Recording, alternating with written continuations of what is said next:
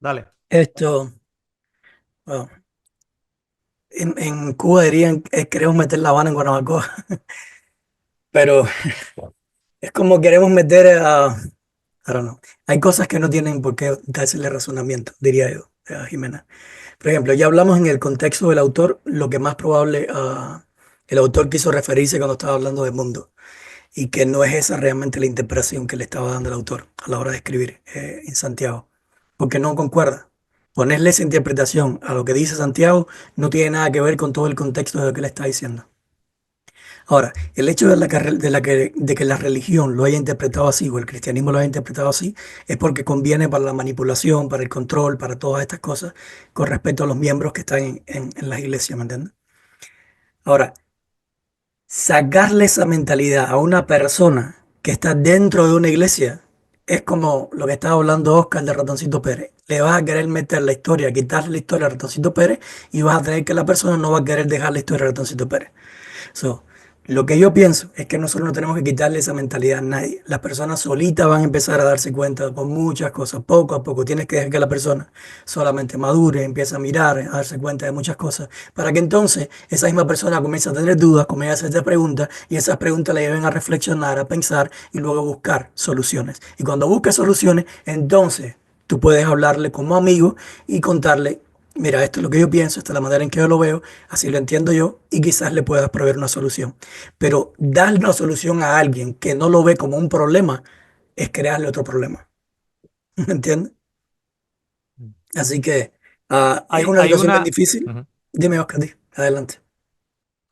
Digo que hay una inducción mental o un direccionamiento mental muy sutil cuando leemos la Biblia. Y es la partición de los capítulos, por un lado, y la otra cosa es los subtítulos que a veces encuentra. Por ejemplo, en el capítulo 4 al principio, en mi Biblia pone la amistad con el mundo. Ese título, que no está en el original, es de los traductores, es para hacer, digamos, el capítulo separadito. Pero la otra cosa es el gran número 4 que nos ayuda a nosotros pues para hacer una división, para estudiar, hoy vamos a estudiar el capítulo 4, etcétera, pero tenemos que darnos cuenta que, por ejemplo, el versículo 13 del capítulo 3 con el versículo 1 del capítulo 4 es parte de un mismo argumento. Entonces, entendemos que el versículo 1 del capítulo 4 en realidad es un... No hay una interrupción, no hay, ok, acabó el capítulo 3, pum, empieza el capítulo 4. Sin embargo, por el hecho de que nosotros ver un 4 y ver un subtítulo arriba que pone la amistad con el mundo, ya nos está encapsulando, nos está cerrando la mente a ese... Ya nos está limitando el contexto, porque el contexto es muchísimo más grande. El contexto viene de atrás, viene de todos los versículos anteriores. Entonces, en el momento que ya lo fraccionamos, yo no digo que esto sea intencional, pero ocurre que nosotros lo recibimos como una inducción mental que nosotros ni siquiera reconocemos. Entonces, ahora estamos leyendo el capítulo 4 encapsulado en el capítulo 4.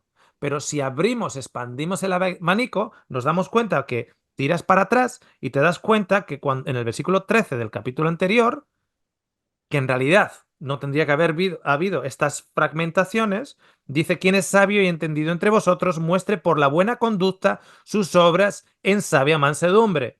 Pero si tienes celos amargos y contención en vuestro corazón, no os jactéis ni mintáis contra la verdad, porque esta sabiduría no es la que desciende de lo alto o no es celestial, sino es terrenal o mundana o del mundo, de esta tierra, animal y diabólica, o sea, animal y maligna. ¿Cuál es la...? Porque donde hay celos, contención, allí hay perturbación y otro tipo de perversidades. Pero la sabiduría que es de lo alto es primariamente pura, después pacífica, amable, benigna, llena de misericordia, etcétera. Te acaba de describir lo que viene de lo alto y lo que viene del mundo, o que es de la mundandad, de aquello terrenal, etcétera. Te acaba de hacer la división.